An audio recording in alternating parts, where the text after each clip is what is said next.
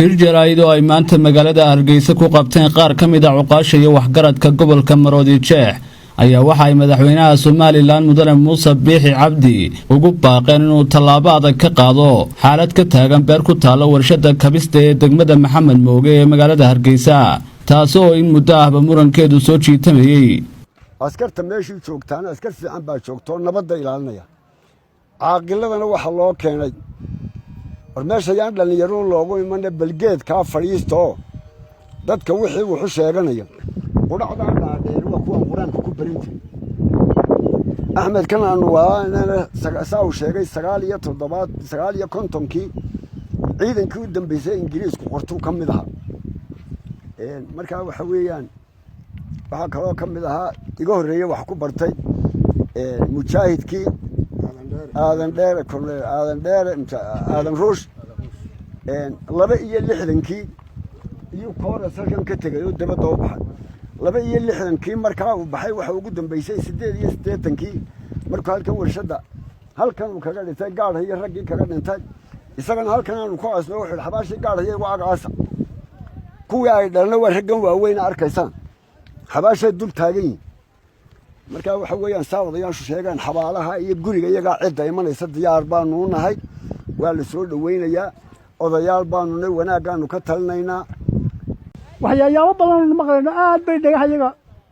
dhagaxayaga ugu yaabay waxba la kala iibsaday baanu maqlay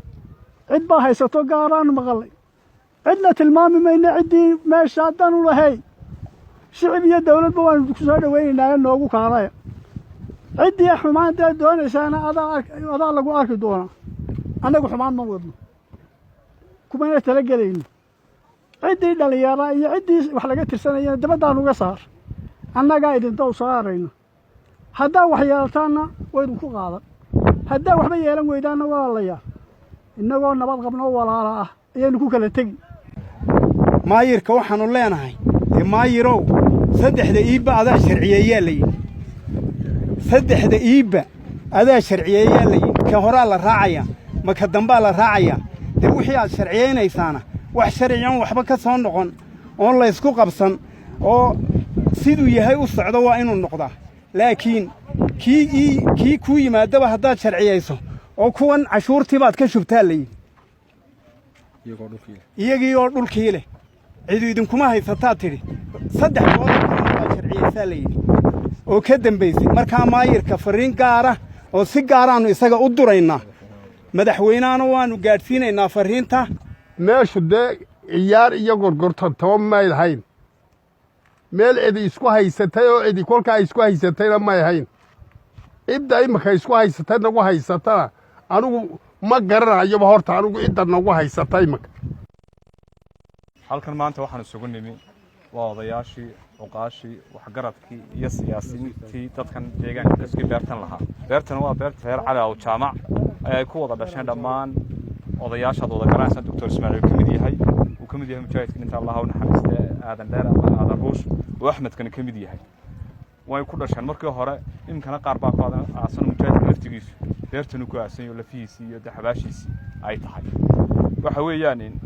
waxba meesha kama dhicin laakiin waxaana cuqaalaya anagoo ah diiwaankoodii meeshan ammaankeedii nabadgelyada anaga gacanta ku hayno cidii wax u sheeganaysa ee leh meesha maxay hayday waxbaan ku leenahay ama sidaan ku soo galnay doob bixiya loo yahay anaga inoo iman karta laakiin cid allaaliyo cidii aan wadada soo marin ee sifa qaldan soo marta wixii halka dhibaato ka yimaada iyaga mas'uuliyadooda qaadi doona bogcadan aanu ka hadlayno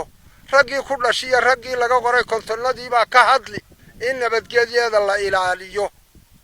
in ninkii wax sheeganaya doob bixiya loo yahay Cabduljabaar Maxamed Xuseen wararka telefishinka Real Hargeysa adeega cusub ee shirkadda Dahabshiil iyo Dahab haddaba macmil adeegan cusub ee casriga ah waxa uu ku sahlayaa in adiga oo jooga gurigaaga ama goobtaada shaqo